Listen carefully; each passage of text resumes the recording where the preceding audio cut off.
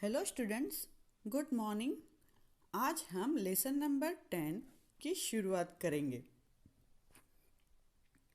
Page number 50 lesson का नाम है अपनी समझ का उपयोग। बच्चों, पाठ का शीर्षक ही पढ़ते ही समझ में आता है कि अपनी समझ का उपयोग यानी कि हमें कोई भी काम पूरी तरह सोच समझ कर करना चाहिए। इस पाठ में भी एक पिता और पुत्र की कहानी दर्शाई गई है।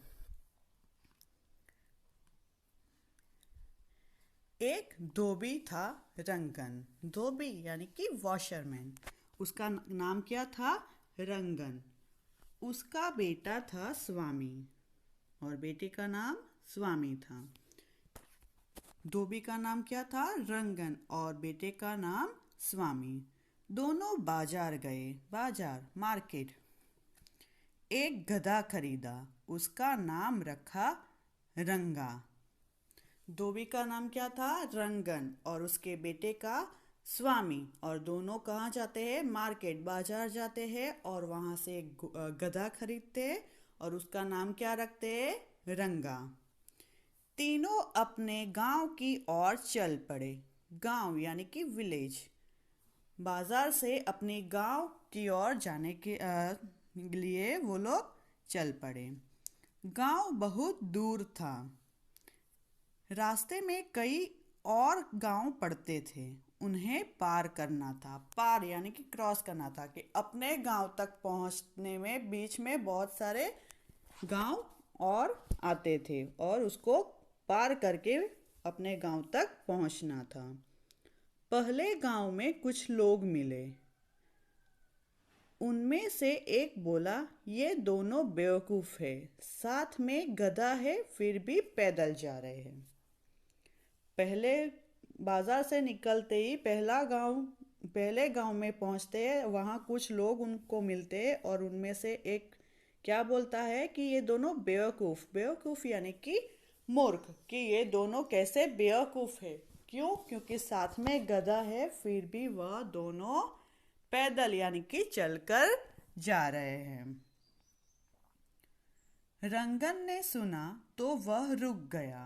किसने सुना? रंगन, धोबी। धोबी ने सुना तो वह रुक गया। उसने स्वामी को गधे पर बिठा दिया। किसको बिठाया? उसके बेटे स्वामी को। पहले गधे पर किसको बिठाया? स्वामी को। फिर वे दोनों दूसरे गांव पहुंचे। बेटा गधे पर बैठ गया और पिता पैदल चलने लगे और चलते चलते वह दूसरे गांव की ओर पहुंच गए। वहां एक आदमी बोला, यह कैसा बेटा है? पिता पैदल चल रहा है, बेटा गधे पर बैठा है। दूसरे गांव में एक व्यक्ति क्या बोलता है कि ये कैसा बेटा है कि खुद गधे पर बैठ गया है और पिता को पैदल चलवा रहा है। यह सुनकर स्वामी गधे से उतर गया। वह पिता से बोला, आप गधे पर बैठ जाइए। दूसरे गांव में एक आदमी ने बोला और यह सुनकर बेटा जो स्वामी था वह गधे से उतर जाता है और वह अपने पिता को बोलता है कि अब आप गधे पर बैठ जाइए। तीसरे गांव में एक और व्यक्ति मिला और बोला, कैसा बाप है? बेटा पैदल चल रहा है, बाप गधे पर बैठा है। दूसरे गांव से पिता को गधे पर बिठाया और तीसरे गांव पहुंचे तो वहां भी एक और आदमी मिलता है और क्या कहता है कि कैसा बाप है? बेटे को पैदल चलवा रहा है और बाप गधे पे बैठा है। हर एक गांव में जो व्यक्ति मिलता है वो अलग अलग जवाब देता है, उसको कुछ ना कुछ सुनाता है। फिर दोनों ही गधे पर बैठ गए। तीसरे गांव में जब बोले ना कि कैसा बाप है, बेटे को पैदल चलवा रहा है और खुद गधे पे बैठा है, तो वहां से स्वामी और रंगन दोनों ही गधे पर बैठ जाते हैं। आगे और एक गांव आया। आगे एक गांव आया। वहां लोगों ने कहा, कैसे इंसान है। एक गधे पर दो दो लोग बैठे हैं, बेचारा गधा तो मर ही जाएगा। दोनों गधे पर बैठते हैं, आगे जाते हैं, एक गांव आता है और वहाँ लोग क्या कहते हैं कि कैसे इंसान है। दोनों गधे पे हुए हैं और बेचारा गधा तो मर ही जाएगा।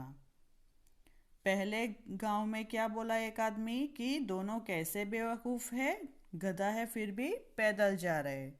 इसलिए रंगन ने पहले किसको बिठाया, स्वामी को बिठाया। दूसरे गांव में पहुंचते ही एक आदमी क्या कहता है कि कैसा बेटा है, खुद गधे पे बैठा है और पिता को पैदल चलवा रहा है। तो बेटा गधे से उतर कर पिता को गधे पर बिठाता है। तो तीसरे गांव में पहुंचते ही एक आदमी क्या बोलता है कि कैसा बाप है, बेटा पैदल चल रहा है और बाप गधे पे बैठा है। फिर दोनों गधे पे बैठ जाते हैं और एक गांव आता है। वहाँ लोग क्या कहते हैं कि ये दोनों कैसे इंसान हैं, गधे पे दो दो लोग बैठे हैं तो गधा तो मर ही जाएगा। अब आप लोगों को कुछ समझ में आ रहा है कि अगर हम भी कोई काम करते तो लोग कुछ ना कुछ बोलते ही रहेंगे। इसीलिए हमें अपनी बुद्धि का प्रयोग करना है और कुछ भी करने से पहले हमें सोच समझकर वह काम पूरे करने हैं। अब दोनों समझ गए कि लोग कुछ ना कुछ कहते ही रहेंगे। अगर बेटा बैठता है तो भी बोलेंगे, पिता बैठेंगे तो भी बोलेंगे, दोनों बैठ गए फिर भी बोले। इसीलिए अब दोनों को समझ आ गई थी, समझ आना नहीं यानी कि अकल आ गई थी कि लोग कुछ ना कुछ तो कहते ही रहेंगे, हमें अपनी समझ का उपयोग करना चाहिए। उपयोग यानी प्रयोग की, हमें खुद की अक्ल का, खुद की समझ का प्रयोग करना चाहिए। लोगों का काम है कुछ ना कुछ बोलना, लेकिन हमें हमेशा अपनी सोच समझकर अपना काम करना चाहिए। बच्चों, प्रस्तुत पाठ में एक पिता और पुत्र की कहानी के माध्यम से बड़े ही रोचक ढंग से यह दिखाया गया है, सिखाया गया है कि लोग तो कुछ ना कुछ कहते ही रहेंगे, हमें अपनी समझ का ही उपयोग करना चाहिए। हमें कभी भी दूसरों की व्यर्थ बातों पर ध्यान न देने की प्रेरणा दी गई है। रवि नाम का एक धोबी हुआ करता था। वो अपने बेटे चंदन और अपने गधे गज्जू के साथ एक गांव में रहता था। वो लोग हर रोज गधे के साथ जंगल में एक तालाब में कपड़े धोने जाया करते थे। वो जंगल उन लोगों के घर से बहुत दूर था, इसलिए वो लोग सुबह सुबह ही निकल जाते थे और शाम में घर लौट आते थे। एक सुबह रवि ने देखा कि घर का राशन खत्म हो गया है, तो उसने सोचा कि क्यों ना वो बाजार चला जाए और हफ्ते भर का पूरा राशन लेकर आ जाए।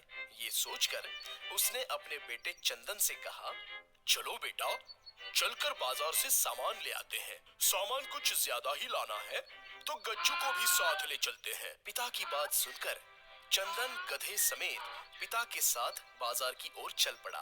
वो तीनों एक साथ रास्ते में जा रहे थे, तभी अचानक एक आदमी अपने गधे पर सवार होकर उनकी तरफ आने लगा।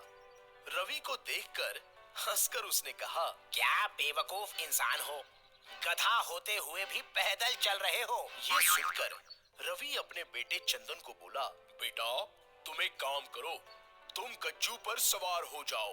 पिता की बात मानते हुए चंदन गज्जू पर सवार हो गया और वो आगे बढ़ गए। कुछ देर आगे चलने के बाद कुछ लोग उनकी तरफ बढ़े और चंदन से कहा, कैसे बेटे हो तुम, अपने बाप को छोड़कर तुम खुद गधे पर सवार हो गए हो, शर्म नहीं आती। ये सुनकर धोबी का बेटा गधे से उतर जाता है और अपने पिता को गधे पर सवार होने को कहता है। अब गधे पर सवार होकर धोबी अपने बेटे के संग आगे बढ़ता है। कुछ देर चलने के बाद फिर से कुछ औरतें उन्हें कहती हैं, कैसे बाप हो तुम? इतनी तेज धूप में तुम मजे से गधे पर बैठे हो। अपने बेटे की हालत तो देखो, कितना थक गया है बेचारा। ये सुनकर धोबी ने अपने बेटे को बोला, क्यों ना तुम भी मेरे साथ गधे पर आ जाओ। अब बाप बेटे दोनों ही गधे पर सवार होकर आगे बढ़े। कुछ देर चलते ही एक बूढ़े इंसान ने उनको टोकते हुए कहा, तुम लोगों को शर्म नहीं आती इस बेजुबान जानवर पर इतना जुल्म करते हुए? दोनों इतने हड्डे कट्टे होकर भी इस कमजोर जानवर पर सवार हो। भगवान ही जाने क्या होगा तुम्हारा। ये सुनकर धोबी को बहुत ही शर्म आई। वो अपने बेटे के साथ गधे से उतर गया